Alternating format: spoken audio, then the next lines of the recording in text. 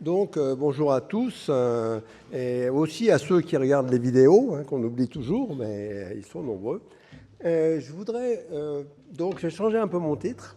Il y avait marqué enseigner l'algorithmique, les algorithmes en mode débranché pour mieux les comprendre. Mais en fait, le système est beaucoup plus général que ça, c'est enseigner l'informatique. Les algorithmes, c'est un bout de l'informatique, comme on va le voir, très important bien sûr, mais on peut aussi enseigner beaucoup plus de choses en mode débranché. Et je vais expliquer pourquoi. Alors, d'abord, il faut comprendre un petit peu ce que c'est l'informatique. Ça, c'est quelque chose que j'ai présenté dès ma première leçon inaugurale ici. C'est un changement mental fondamental.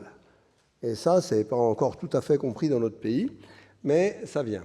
Avant, il y avait trois sujets, mettons au 19e ou 20e, il y avait trois sujets d'études, de la physique, de beaucoup de choses, de la biologie, matière, énergie, onde.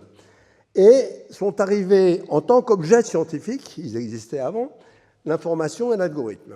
Et ça, c'est complètement différent. Ce n'est pas du tout de la même nature.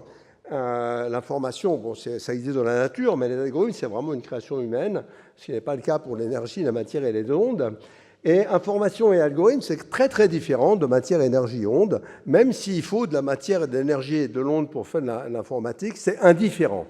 Et ça, c'est très important. On ne dépend pas de ça.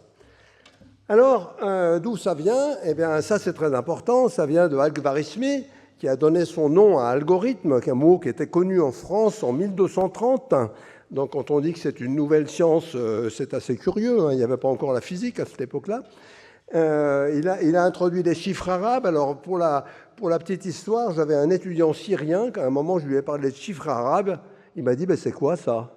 Et je lui ai dit, les 0,9. Il a éclaté de rire et dit, mais moi je suis arabe, nous on appelle ça les chiffres indiens. Et voilà. C'est lui qui a inventé l'algorithme de multiplication que nous utilisons tous. Il a aussi résolu l'équation du second degré et il a aussi créé l'algèbre. Et qui le sait en France? Je crois pas grand monde, y compris chez les professeurs. Peut-être parce qu'il n'était pas français ou je ne sais pas quoi, pas européen, mais c'est très peu connu. Bon, donc c'est très ancien l'algorithmique. Et je suis en train d'éditer un livre qui apparaîtra chez Audi Jacob sur les algorithmes au Moyen-Âge. Ensuite, il y a eu Alan Turing et Alan Church, que je n'ai pas marqué, qui est moins connu, mais tout aussi important, qui a fait la théorie de la calculabilité. Et surtout, il a compris que l'informatique ne demandait qu'une machine universelle. Ça, c'est très important. Il n'y a qu'une machine en informatique, il n'y en a qu'une. Il n'y a pas de différence entre le programmateur de la machine à laver et le supercalculateur de la météo. C'est la même machine. Donc ça, c'est très important, ça n'existe pas du tout en physique. Voilà.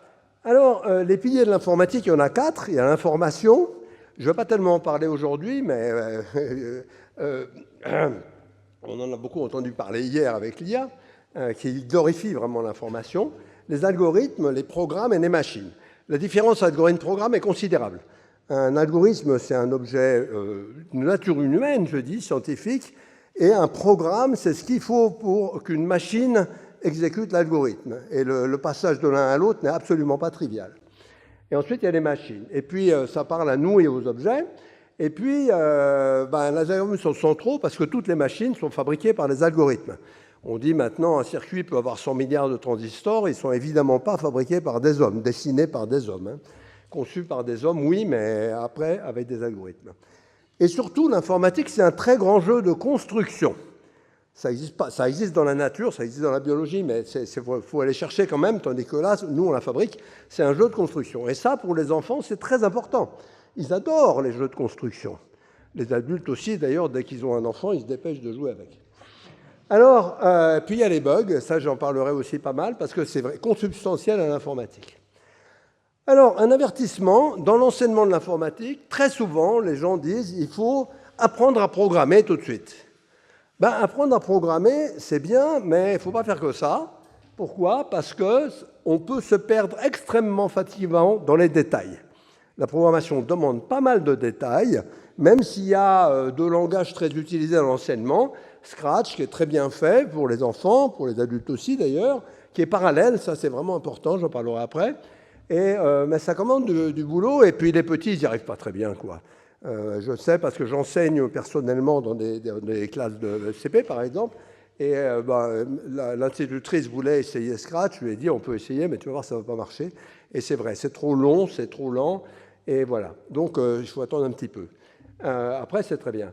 Python, c'est un langage extrêmement à la mode, qui est plutôt bien fait, mais qui n'a absolument aucune protection contre les erreurs. Et donc ça, c'est pas terrible, parce que les erreurs, vous allez voir que c'est la loi. Alors, là, le débrancher, c'est ne pas utiliser d'ordinateur. Et commencer comme ça, je pense, c'est très bien. Et équilibrer comme ça aussi. Et pas seulement pour les enfants. Pour les adultes, ça marche très bien aussi. OK ? D'ailleurs, les adultes français sont au niveau des enfants de CM1, de CE1, au niveau de l'informatique en général. Alors, c'est quelque chose, moi je l'ai inventé tout seul, comme beaucoup d'autres gens, mais ça a été inventé en mieux et théorisé à l'époque en Nouvelle-Zélande, et dans les années 90-2000. Et donc, vous avez un site CS Unplugged, Computer Science Unplugged, où il y a énormément de ressources. Il y a d'autres sites où il y a des ressources très utiles. Il y a la même chose en français, là. Et donc, informatique sans ordinateur de l'Académie de Lyon, dont on voit que la présentation n'est peut-être pas aussi attirante qu'elle devrait, mais il y a pas mal de choses dedans. Et puis, il y a deux sites en France, un qui s'appelle Pixies à l'INRIA, qui a été poussé par Thierry Véville, qui a fait un travail énorme sur le sujet, que je salue s'il regarde. Et puis, ClassCode, donc de la main à la pâte, mais qui ne fait pas beaucoup de débranchés, mais qui en fait, on propose aussi et on parle, certainement. Bon, alors moi personnellement, j'ai fait beaucoup de débranchés dans une école Montessori dont je m'occupais, avec une classe de 6-9 ans, d'abord 9-12 ans, et ensuite j'ai été promu chez les 6-9, ce qui est quand même plus difficile. Et puis je continue maintenant dans une école rurale avec des 6-9 ans en CP, 7 ans en CP, CP-CE1, donc 6-8 plutôt. Et voilà. Alors je vais vous montrer à quoi on peut jouer. Alors c'est pas vraiment du jeu, hein. Donc déjà les nombres. Alors, ça, c'est juste le comptage binaire. Vous voyez, le comptage binaire, le binaire, ça a beaucoup d'avantages. La table de multiplication de 1 et de 0, elle n'est pas dure. Hein. Il n'y a que 1 fois 1 qui vaut 1 et le reste, ça vaut 0. C'est fini pour la table de multiplication. Donc, ça aide bien. La table d'addition n'est pas compliquée non plus. Et là, on apprend avec les enfants, et ce n'est pas difficile pour eux, on apprend à fabriquer donc, les nombres de 0 à 15, on peut commencer plus petit bien sûr, de 0 à 15 avec des pions de Go, noir vaut 0, blanc vaut 1. Et c'est la même chose qu'en décimale, sauf que c'est 0,1. Et vous allez voir que ça a des propriétés très intéressantes qu'on ne voit pas du tout en décimale, ni dans aucune autre base. La base 2 est la seule base intéressante en informatique pour des tas de raisons que je ne vous expliquerai pas. Et par exemple, j'ai appris ici, j'ai soigneusement suivi le cours de José Sahel sur la vision, et j'ai appris que voir les choses verticales et horizontales, ce n'était pas du tout pareil dans le cerveau. Et effectivement, ce qu'on va faire une petite... ça fascine toujours les enfants, et les grands aussi, j'espère. On va tourner le dessin, juste, hein, regardez. On tourne le dessin, on ne voit pas du tout la même chose. Hein. Par exemple, on voit absolument clairement des paquets se former. D'accord ? C'est évident, hein, quand on sait compter, on comprend que ces paquets se forment. C'est pareil en décimale. Et puis, c'est très intéressant parce qu'on peut jouer à beaucoup de jeux avec ça. Par exemple, enlever tous les pions noirs qui sont à gauche et tous les pions blancs qui sont à droite du dernier de chaque côté. Et qu'est-ce que vous allez ? Vous trouvez une structure très différente à l'œil, mais qui est aussi la structure de nombre. Hein, on voit simplement les changements de face, si je puis dire, à chaque nombre. Et dans cette structure sont cachés des objets géométriques très, très importants. Alors, regardez les pions noirs.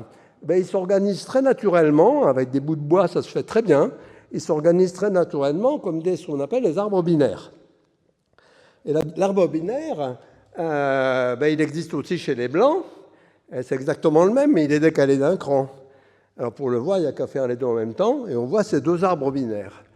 Donc, il y a des structures géométriques dans les nombres, qui sont en général pas très enseignées, mais qui sont très profondes, en fait. Et l'arbre binaire est un objet fondamental de l'informatique, qu'on utilise sans le savoir très souvent.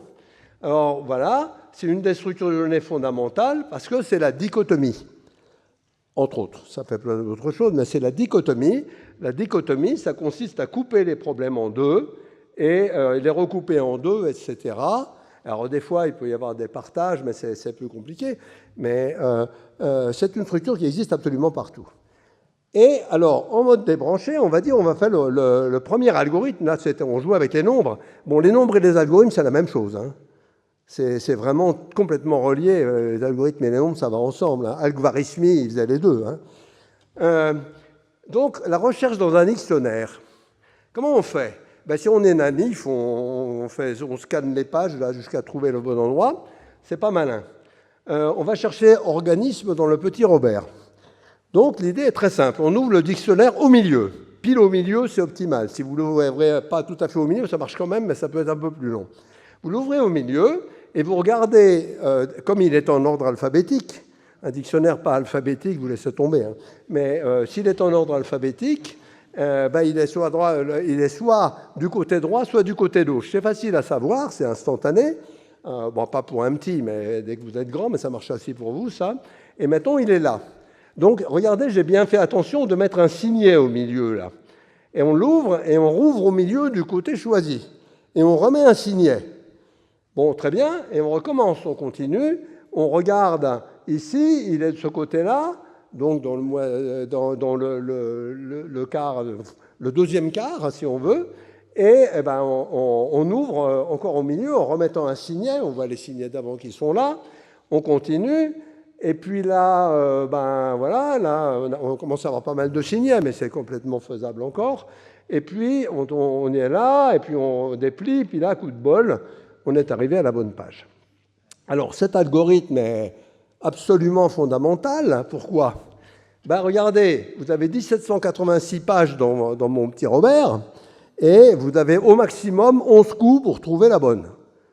Alors, essayez autrement, vous allez voir. Ça ne va pas du tout être comme ça. Donc, c'est un algorithme qui s'explique avec des mots, c'est le cas de le dire, et qui est un des trucs les fondamentaux de l'informatique. Donc, débrancher, c'est ça, c'est connecter le réel de tous les jours avec les concepts de l'algorithmique et de l'informatique. Là, on n'est pas encore tellement dans l'informatique. Alors là, on va passer à un truc qui est de l'algorithmique simple, mais de la programmation maintenant. Donc, vous avez ici un quadrillage. Et vous allez inventer un langage de programmation qui vous permet de vous déplacer dedans. Bon, c'est un grand classique. Hein. Ça se fait très bien en Scratch aussi. Voilà, il y a 3 lettres dans le langage, T pour tout droit, D pour à droite et G pour à gauche. Donc c'est extrêmement simple. Si vous faites ce qui est marqué, scrupuleusement, comme un ordinateur, vous allez arriver au bon endroit. Alors, un truc très intéressant, c'est vous prenez un carrelage suffisamment grand, il y en a un dans l'école où je travaille, et vous dites aux enfants, voilà, vous faites ça à 2, il y en a un qui lit la feuille et l'autre qui marche. Eh bien, je n'ai jamais vu un enfant arriver au bout. Jamais. Et regardez ce qui se passe. Si on fait une erreur, une seule lettre d'erreur, mettons ici, on a appris un D au lieu d'un T, on va n'importe où. Ça, c'est essentiel de comprendre ça en informatique. Si on faisait une autre erreur ailleurs, on irait dans un autre n'importe où. Et il y a beaucoup plus de n'importe où que d'endroits où on veut aller. Et les enfants, ils n'y arrivent pas. Ils ne sont pas contents. Alors après, on va dire, allez, on va faire un peu moins débranché, on va prendre un quadrillage, pareil le jeu de Go d'avant, ou un autre, et on va faire ça avec une petite souris qui a 4 flèches. Et les enfants programment la souris, ils sont très concentrés, ils mettent la souris, ils lancent la souris, et la souris va n'importe où. Et ils disent, la souris s'est trompée. Les adultes sont pareils. Hein. La souris s'est trompée. J'aurais dit, non, ce n'est pas la souris qui s'est trompée. Et donc, ça met en lumière un phénomène extrêmement fondamental de l'informatique, sur lequel j'ai centré beaucoup de cours ici. C'est l'informatique, c'est très très sensible aux toutes petites erreurs. Alors, beaucoup moins l'IA d'ailleurs. Et voilà. Alors, voilà, c'est les bugs. Et l'informatique, ça n'est intéressant que quand ça marche. C'est très très dangereux quand ça ne marche pas, souvent, et malheureusement, les gens sont d'une tolérance vis-à-vis de ça dans les bagnoles. Il y a tellement de trucs qui ne marchent pas. Je ne comprends pas. Il n'y a même pas de réglementation pour les voitures. Pour les avions, ce n'est pas vrai. Voilà. Alors, d'où ça vient? Et ça, c'est très facile à expliquer aux enfants. Eh bien, ça vient de l'immense écart entre nous et Turing. C'est-à-dire, nous, Là, j'ai pris Kepler. Kepler intuitif, lent et rigoureux autant qu'il peut. L'ordinateur totalement stupide, il ne faut jamais oublier ça. Il n'existe aucune intelligence dans un circuit électronique. On peut en mettre par des programmes, mais c'est autre chose. C'est nous, ça. Extrêmement rapide et totalement exact, ne faisant jamais d'erreur. On peut considérer que c'est vrai, ça. Donc, c'est exactement les deux opposés les plus lointains possibles. Donc, l'informatique, c'est faire passer une idée de l'un à l'autre. Ça ne peut pas être facile. Et il faut rater pour comprendre, hein, mais c'est assez facile de rater, on prend vite l'habitude. Il y a des moyens, par exemple, Xavier Leroy vous explique comment on peut faire pour ne pas rater, moins rater, et j'ai essayé de faire ça aussi, mais voilà, c'est consubstantiel. Donc c'est très important, parce que si on enseigne d'abord à programmer, ils ne vont pas tirer la leçon comme ça de ces erreurs, qui est une leçon implacable. On ne peut pas l'éviter, quoi, ça. Alors voilà, si on ne maîtrise pas, ça met des bugs partout, et c'est ça. Et donc, c'est très rigolo de voir les enfants, pour la première fois de leur vie, n'arriver absolument pas à faire un truc très simple. Ça les choque. Hein. Alors, vous pouvez essayer vous-même avec un carrelage, vous allez voir si vous arrivez au bout. Hein. Voilà. Donc, Donc, c'est très intéressant. Il n'y a pas que Kepler qui est dans le coup. Hein. Alors, aussi, j'ai beaucoup enseigné dans une école Montessori, justement au moment où ailleurs se faisait aussi de l'unplugged. Et là, il n'y avait pas d'ordinateur, mais il y a le matériel Montessori. Je ne sais pas qui a inventé ce matériel de maths, mais il est totalement prodigieux. Il n'y a aucune chance de ne pas comprendre. Il est fantastique. Alors, on va faire la multiplication. La multiplication, ça se fait avec une boîte de perles, là, des barres de perles de 1, 2, 3, 4, 5, 6, 7, 8, 9, très simple, et puis un damier. Et les perles, maintenant, quand vous faites 3 fois 7, vous allez à la banque, vous prenez 3 barres de 7 perles ou 7 balles de 3 perles. Pour vérifier que c'est la même chose, vous faites 2 rectangles, vous en tournez un et vous regardez que les 2 rectangles sont pareils. C'est sensoriel, ça c'est très important, surtout à ces âges-là. Alors voilà, on va faire une grande multiplication. Je ne vous conseille pas de faire ça tout de suite. Hein. Donc 5637 par 4823. Alors vous voyez, dans le damier, il y a une case verte là, c'est les unités, là c'est les dizaines, là c'est les centaines, là c'est les milliers, etc. Donc les couleurs indiquent l'ordre grandeur. Très bien. Alors, ce qu'on va faire, la première chose, c'est de remplir les cases. Alors, voilà, on va remplir 3 fois 7. Alors, je ne le fais pas avec des perles, hein, parce qu'à dessiner, je m'excuse, je ne le fais pas. Donc, on met 3 fois 7. Après, on met 3 fois 3. Et dans la pédagogie Montessori, on explique à un enfant qu'il faut qu'il en mette partout dans l'ordre. Ah, mais oui, mais alors l'informatique, c'est plus comme ça, hein, c'est parallèle. On fait le maximum de choses en parallèle. Et là, ça tombe bien, les cases sont indépendantes, donc on peut faire ça à plusieurs enfants. Donc ici, il y en a un qui va remplir là, un qui va remplir là, un autre qui là, et puis etc. On n'est pas du tout forcé de le faire dans l'ordre. L'ordre, c'est un résidu de algorithmie avec un seul doigt. Mais on n'est pas forcé d'avoir un doigt. Et en informatique, il y a longtemps qu'on n'a plus qu'un doigt. Hein. Voilà, on continue. Voilà, et là, c'est la première étape qui est finie. On a préparé la multiplication. Alors, il y a plein de façons de faire à partir de maintenant, mais je vais vous montrer une qui est très bête, mais qui fonctionne, bien sûr. On va tout ramener sur la première ligne. Comme ça, c'est des dizaines. Les dizaines, c'est les mêmes là et là. Donc, on va faire glisser, ici, on va faire glisser le 7 vers le 3. Mais encore une fois, on peut le faire à plusieurs. Donc, on peut mettre 2 ou 3 enfants.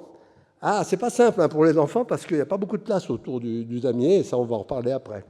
Donc, on va faire un algorithme parallèle, mais très simple, qui va permettre de faire passer tout. Puis regardez, il y en a qui n'ont pas tout pris. Hein.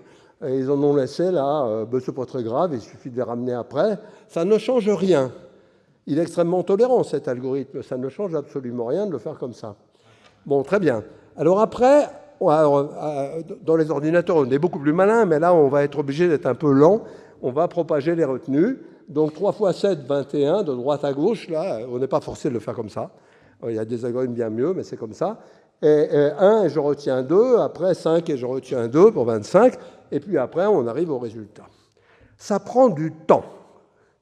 Ça prend du temps. Mais quand vous l'avez fait 3 fois, la multiplication, vous savez ce que c'est. Alors que sur un papier, on peut la faire beaucoup sans très bien comprendre ce que c'est. Alors, la division, ça se fait aussi, mais là, je laisse tomber. C'est plus compliqué. Mais comme on a fait du parallélisme, on a mis en évidence des nouveaux dangers.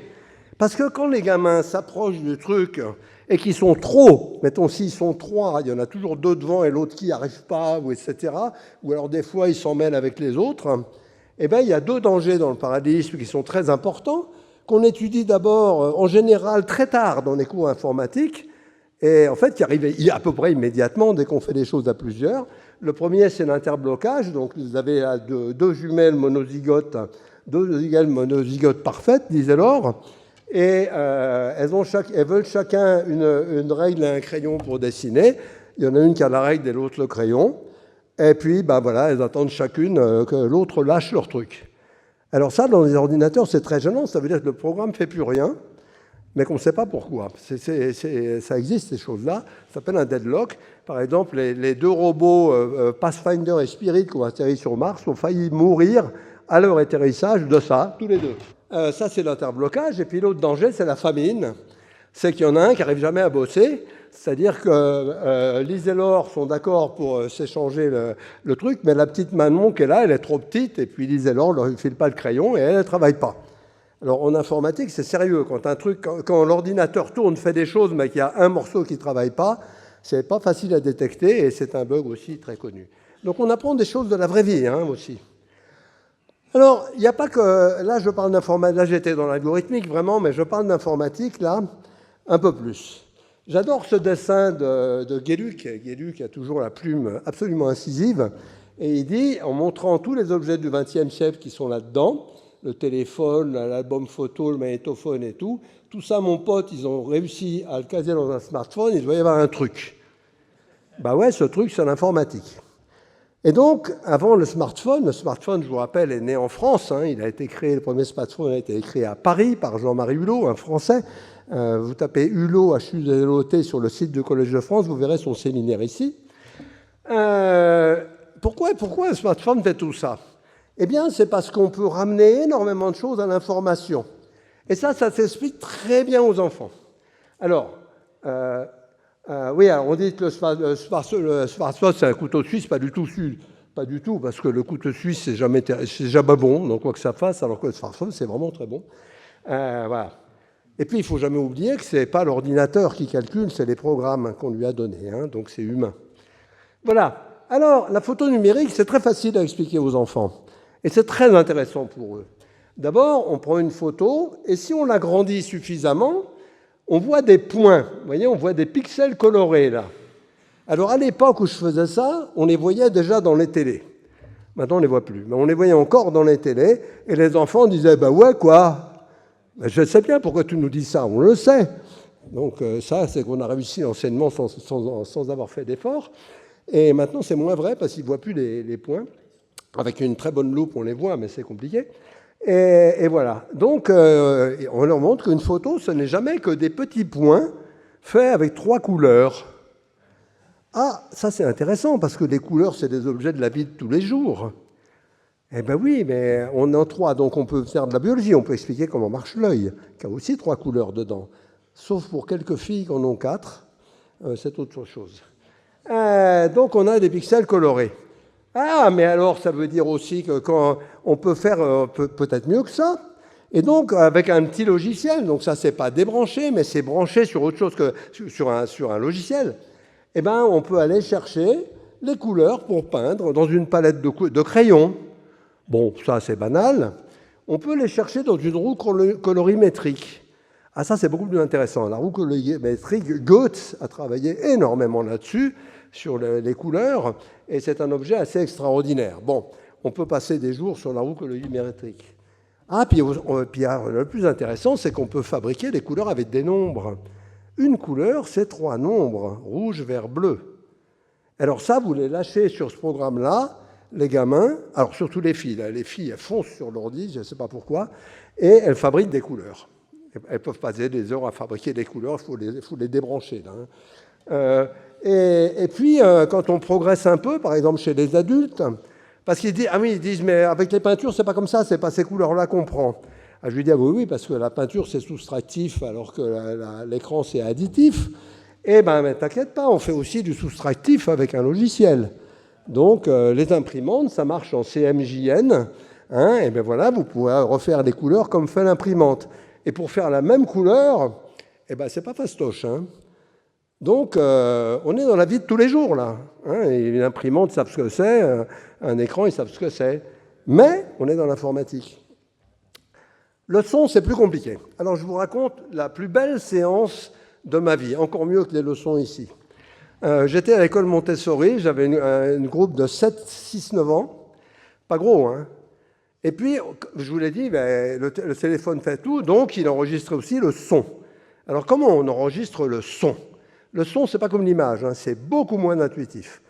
Donc, je commence mon cours dans le vague, hein, c'était vraiment expérimental. Je leur dis, comment se déplace le son ? Ah, je ne sais pas ce qui sait répondre dans la salle, mais eux, ils ne savaient pas. Donc, ils réfléchissent, puis ils n'aiment pas réfléchir trop longtemps à cet âge-là. Hein. Donc, je m'attendais à ce que ça traîne un peu, je ne savais pas trop quoi faire. Et tout d'un coup, il y a un gamin de 7 ans qui me sort, c'était horrible cette journée, un gamin de 7 ans qui me sort la phrase suivante, le son, c'est pas comme la lumière, ça prend mieux les virages. Ça, je ne pense pas qu'un adulte puisse faire ça. Alors, je lui ai dit, mais pourquoi tu dis ça ? Il dit, parce que la classe d'à côté, par la couleur, on ne la voit pas, mais on l'entend. Attendez, j'étais censé être le prof. Hein. Alors bon, je me ressaisis un peu, et on a quand même pris un miroir pour le mettre, et qu'on voyait aussi la classe, et que la lumière et le son, c'est pas si différent. Alors, c'est des ondes, mais alors expliquer déjà à un adulte ce que c'est qu'une onde, c'est un peu compliqué. Alors, les enfants, je n'ai pas quand même été beaucoup plus loin, mais bon, d'accord, mais je lui ai dit, mais oui, mais le miroir se sert pour le son, donc je restais concentré, je lui ai dit, mais oui, mais comment il se déplace ? Et il y a un gamin de 6 ans, Raphaël, je me rappellerai toute ma vie, qui a sorti 2 phares de ses yeux, tout le monde les a vus, comme dans Tex Avery, là, il a sorti 2 phares de ses yeux, et il m'a sorti une phrase inoubliable, j'ai trouvé le son se déplace en dansant dans l'air. Alors ça, je pense que ça devrait être la définition officielle. Un adulte ne peut pas inventer ça, hein, c'est vrai. Et moi, j'étais un peu secoué, d'accord ? Et j'ai trouvé que c'était très juste, et donc j'ai dit, mais tu as raison, mais comme on a déjà vu comment on pouvait filmer la danse, on n'a qu'à filmer la danse dans l'air du son, ce qui est exactement ce qu'on fait quand on enregistre. C'est une très belle image. Bon, après, techniquement, il y a une petite différence, mais ce n'est pas vrai, c'est la même chose. Bon, donc on sait enregistrer le son. Et là, le point final de la séance, ça a été instantané. Ils ont dit, c'est bon, on a compris, tu peux rentrer chez toi, reviens la semaine prochaine. C'est authentique, hein. C'est authentique. Comme quoi, l'enseignement, ça a vraiment du bon. Voilà. Alors, moi, j'aimerais bien faire dans mon village, mais je n'ai pas trouvé le local, j'ai tout ce qu'il faut, un musée du XXe siècle. Je pense que ce serait vraiment important de montrer des objets du dessin de Guéluc et d'expliquer aux enfants comment on faisait avant. Le XXe siècle, c'est de l'histoire lointaine sur ces choses-là. Et cette histoire lointaine mérite d'être enseignée au même titre que l'histoire des rois de France en 1230. Hein, il n'y a pas de problème. Et puis surtout, ça permet d'expliquer la différence de nature entre les objets d'avant et les objets d'après, c'est-à-dire aussi entre les parents et les enfants. Hein, les parents ont beaucoup de mal avec ça, à comprendre que leurs enfants ne seront jamais comme eux, ce qui est général dans toute l'histoire. Hein. Voilà. Alors, le débrancher, ça permet de réconcilier l'informatique et le monde physique hein, pour les enfants et les adultes. La preuve, c'est que je pense que vous allez réfléchir à ce que j'ai dit, parce que ça marche très bien pour les adultes aussi. Et évidemment, il ne faut pas faire que ça. Il faut aussi rentrer dans le vrai sujet. Il faut aussi aller voir un ordinateur pour voir à quel point c'est rétif, c'est-à-dire à quel point on se trompe avant de réussir. Parce que quand on enseigne la programmation, on explique aux gens que vas-y, tu vas y arriver. Ben, si c'était vrai, ça se saurait. Donc vas-y, prends ton temps, cherche bien, vérifie tout et tu vas y arriver. Ce n'est pas la même phrase. Hein, c'est pas la même phrase. Donc le problème de l'enseignement en informatique, il y en a 2. 1, ça prend du temps, et 2, il n'y en a pas, ou très peu. La France a refusé totalement. Et par exemple, j'ai coécrit des programmes du bac et de seconde d'informatique, et l'éducation nationale a totalement refusé que ça s'appelle informatique. Donc en seconde, ça s'appelle sciences numériques et technologies. C'est pas facile de voir le rapport. Et en première, ça s'appelle numérique et sciences informatiques au pluriel. Et c'est la première fois que j'ai appris qu'il y en avait plusieurs. Voilà. Y a-t-il une innovation des résultats, m'a demandé Stanislas Dehaene. Et il a tout à fait raison. Y a-t-il une innovation des résultats? Parce que moi, je vous ai parlé d'une expérience artisanale. Je ne vais pas me mettre à en déduire que tout l'enseignement doit faire ça, etc. Mais la réponse est oui. Il y a un papier que je n'ai pas encore potassé suffisamment, puisqu'il m'a posé la question hier, Stanislas. Et est-ce qu'il y a des évaluations de l'enseignement Montessori? Il y en a aussi. Est-ce que c'est facile de dire c'est mieux, c'est pas mieux et tout? Non, c'est jamais très facile. Et là, ça a l'air de très très bien marcher pour compléter, en complément ou en initiation. Mais je pense que, vous savez, j'ai fait beaucoup de cours ici. J'étais tous fait comme ça, je n'avais pas d'ordinateur et j'ai fait ce programme personne. Donc, cette expérience Montessori a totalement dominé mon cours, mon enseignement ici. Voilà.